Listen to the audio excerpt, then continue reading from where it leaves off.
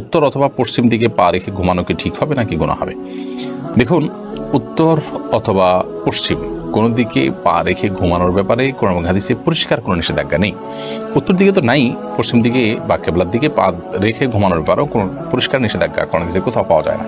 তবে অনেক উলামায়ে কেরাম এটিকে নিষেধ করেন, সে নিষেধাজ্ঞাটা হারাম পর্যায়ে না, জাস্ট অনুত্তম মাকরুহ এ পর্যায়ে নিষেধাজ্ঞা অনেক উলামায়ে কেরাম আরোপ করেন এই যুক্তিতে যে পশ্চিম দিকে বা কেবলার দিকে পেশাব বা পায়খানা করা নিষেধ, আর সেই দিকে সবসময় আমরা যদি পাও দেই বা বসার সময় দিয়ে পাও লম্বা করে বসি তাহলে সেক্ষেত্রে এক ধরনের অসম্মান প্রদর্শন হতে পারে।